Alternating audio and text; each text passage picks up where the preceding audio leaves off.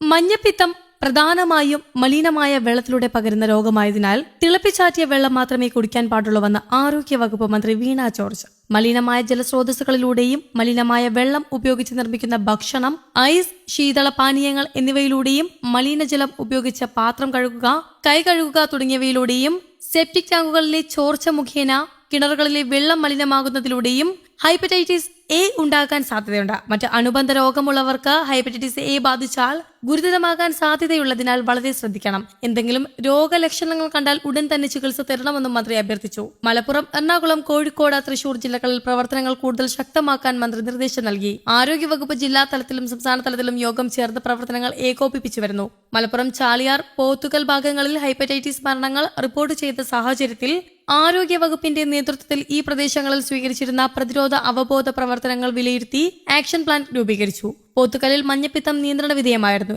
എന്നാൽ പുതിയ കേസുകൾ റിപ്പോർട്ട് ചെയ്തതിനെ തുടർന്ന് ജില്ലാ മെഡിക്കൽ ഓഫീസറുടെ നേതൃത്വത്തിൽ ജില്ലാ ഭരണകൂടവും ജനപ്രതിനിധികൾ ഉൾപ്പെടെയുള്ളവരുടെ നേതൃത്വത്തിൽ ചാലിയാറിലും പോത്തുകലിലും യോഗങ്ങൾ ചേർന്ന് പ്രതിരോധ പ്രവർത്തനങ്ങൾ ശക്തമാക്കി. രോഗബാധിത പ്രദേശങ്ങളിലെ എല്ലാ കുടിവെള്ള സ്രോതസ്സുകളിലും ക്ലോറിനേഷൻ നടത്താൻ നിർദ്ദേശം നൽകി. എല്ലാ ഹോട്ടലുകളോടും റെസ്റ്റോറന്റുകളോടും തിളപ്പിച്ചാറ്റിയ വെള്ളം മാത്രം നൽകാൻ നിർദ്ദേശം നൽകിയിട്ടുണ്ട്. ജ്യൂസിന് ഉപയോഗിക്കുന്ന ഐസ് ശുദ്ധജലം കൊണ്ട് മാത്രമേ നിർമ്മിക്കാവൂ. ഭക്ഷ്യസ്ഥാപനങ്ങളിൽ ജോലി ചെയ്യുന്നവരുടെ ഹെൽത്ത് കാർഡ് പരിശോധന കർശനമാക്കി. മഞ്ഞപ്പിത്തത്തിന് സ്വയം ചികിത്സ പാടില്ല. രോഗലക്ഷണങ്ങൾ കണ്ടാൽ ശാസ്ത്രീയ ചികിത്സ തേടണം. വിദ്യാഭ്യാസ സ്ഥാപനങ്ങൾ തുറക്കുന്നതിന് മുമ്പ് എല്ലായിടത്തെയും കുടിവെള്ള സ്രോതസ്സുകൾ ശുദ്ധമാണെന്ന് പരിശോധിച്ച് ഉറപ്പുവരുത്താനും നിർദ്ദേശം നൽകി മന്ത്രി അറിയിച്ചു. ഹെപ്പറ്റൈറ്റിസ് എ ഏറെ അപകടകാരിയാണ്. രോഗപ്രതിരോധ ശേഷി കുറഞ്ഞവരിലും HIV, കരൾ രോഗങ്ങൾ തുടങ്ങിയ മറ്റ് അനുബന്ധ രോഗങ്ങൾ ഉള്ളവരിലുമാണ് തീവ്രമായ അസുഖം കാണപ്പെടുന്നത്. ലക്ഷണങ്ങൾ ആരംഭിക്കുന്നതിന് മുൻപ് തന്നെ രോഗിയിൽ നിന്നും അടുത്ത സമ്പർക്കത്തിലൂടെ രോഗം പകരാൻ സാധ്യതയുണ്ട്. രക്തപരിശോധനയിലൂടെയാണ് രോഗം സ്ഥിരീകരിക്കുന്നത്. മഞ്ഞപ്പിത്തം പല രോഗങ്ങളുടെയും ലക്ഷണമാണ്. അതിനാൽ മഞ്ഞപ്പിത്തം എന്തുകൊണ്ട് വന്നു എന്നറിഞ്ഞ് മാത്രമേ ചികിത്സിക്കാവൂ. കൂടാതെ 2 മുതൽ 6 ആഴ്ച വരെ ഇടവേളയിലാണ് രോഗലക്ഷണങ്ങൾ പ്രകടമാകുന്നത്. സാധാരണയായി 28 ദിവസങ്ങൾക്കുള്ളിൽ രോഗലക്ഷണങ്ങൾ പ്രകടമാകാറുണ്ട്.